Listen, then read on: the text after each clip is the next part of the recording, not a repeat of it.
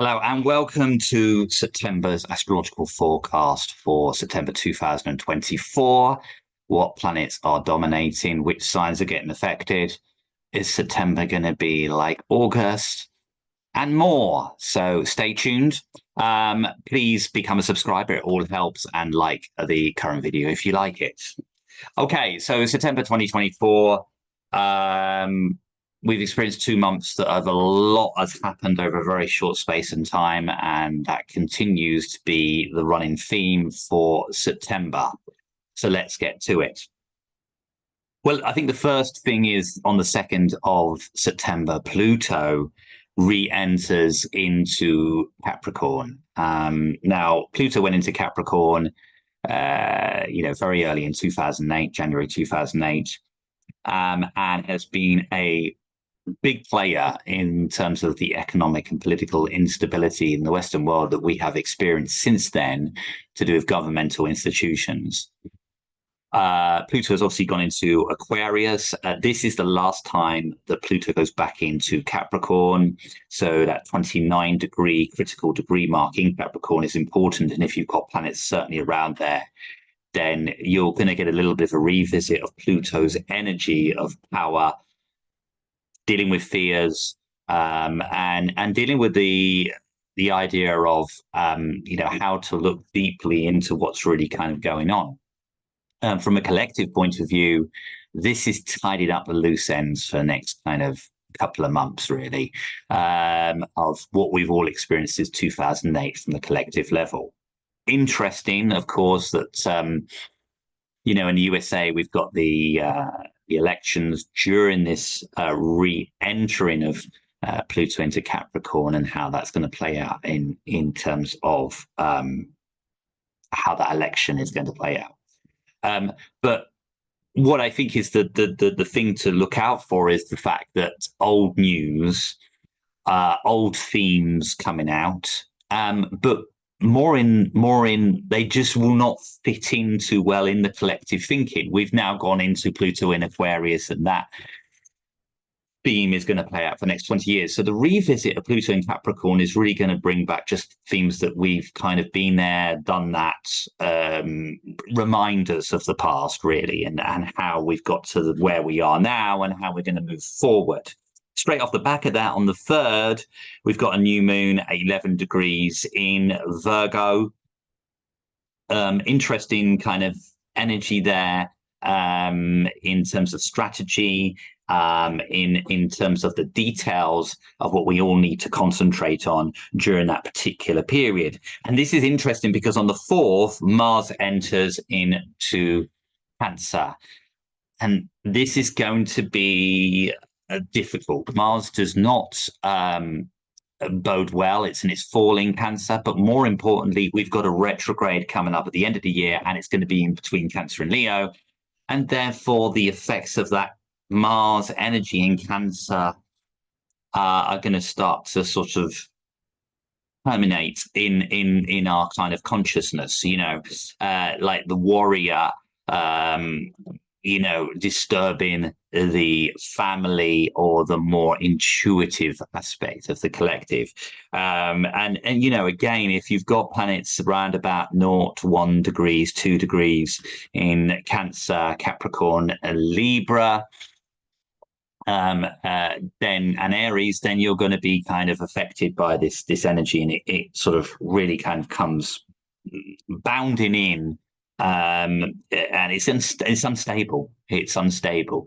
It's been in Gemini, and that's not a combination that I think is particularly strong. But in Cancer, it can be a little bit sort of destructive as well. So we've got that. The Mars is not functioning the way that we would like it to, and that can cause a little bit of issues to do with how we assert ourselves, how direct we need to be. Couple that with the idea of Pluto going in Capricorn, you've got the axis between Cancer and Capricorn polarity really kind of playing out. Work, home, family in conflict with each other. On the 9th, Mercury enters into Virgo, where it's in its rulership, which means that Mercury can operate and move really kind of quickly and nicely. And that is relatively good news for us all that Mercury can do that. We've got a lot of planets that are retrograde, this month. And retrograde months are a bit funny because it's almost like one step forward, two steps back. The planets that we got retrograde are Saturn. Uranus also goes retrograde on the 2nd of September. Neptune is retrograde, Pluto, Chiron as well. So we've got a lot of planets that are retrograde. That Uranus retrograde is quite significant because if you're born at the end of Taurus or the end of Scorpio and a sun is in Taurus or Scorpio, then you're going to be affected by that retrograde energy that comes forward. Big news is we've got a lunar eclipse, partial lunar eclipse on the 18th. That's at 25 degrees in Pisces, making a conjunction with a retrograde Neptune. Spinny, oversensitive, lot of confusion, perhaps, that's non-tangible, that we can't really get a hold of during that particular period. It's a supermoon. It's slightly difficult. I mean, look, the moon, the moon in Pisces is actually quite a nice combination, but when you couple it with Neptune, you get this kind of virtual reality. You don't get the sort of what really is going on. You get this kind of version that is magnified, and everything a couple of days beforehand and afterwards can get a little bit sort of out of hand. The over emotional, the not seeing things clearly, the irrational becoming quite big at that time, but great for like spirituality, for like development, for like grounding. Actually, if you do your ground exercise, this is the time to do it because you'll need to, because it will be so spinny, the energy, as I was saying earlier. So that's a sort of significance, that we're in that kind of eclipse season. As I said before, eclipses usually have a 6-month, maybe 9-month lifespan on them.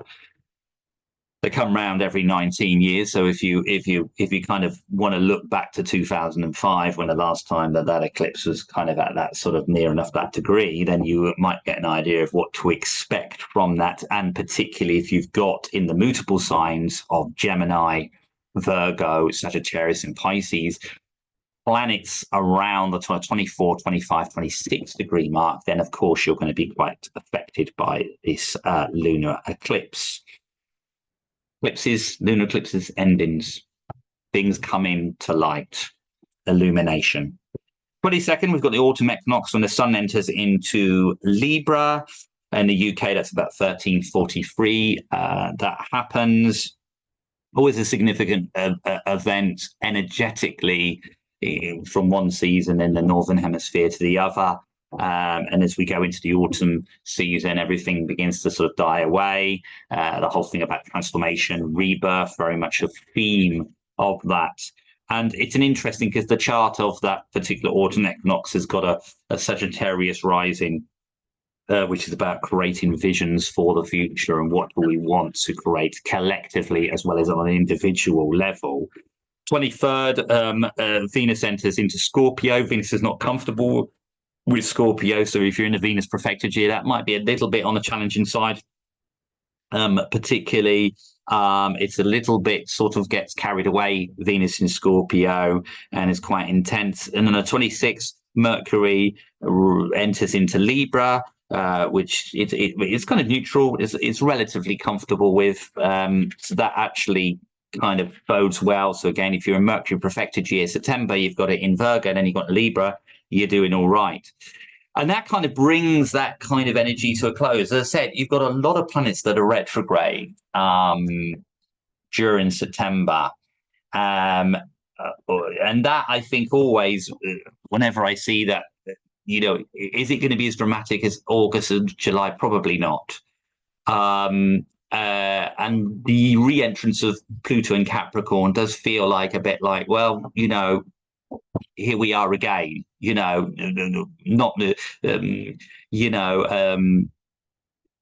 nothing's actually changed. That's how we might feel, that we expecting change and we expecting things to happen, but actually it's not, is it? It's just remaining the same, and the same themes that we've been dealing with for the last 14 years are still coming up.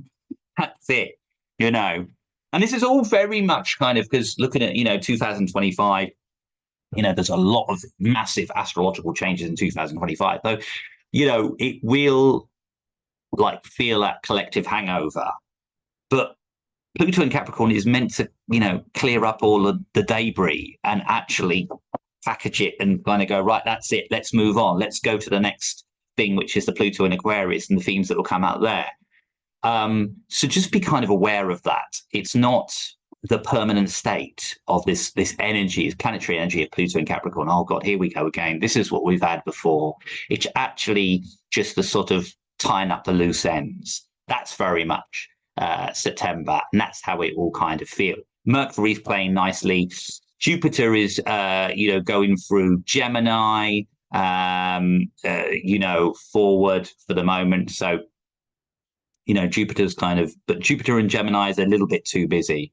But the basis of it slightly calms down, but it is this kind of, and I find this a lot, you know, that when we come to a season change, the energy does change, and people get a little bit sort of flustered around that equinox point because it's shifting the energy. So just be kind of very aware of that. Anyway, that's my forecast for September.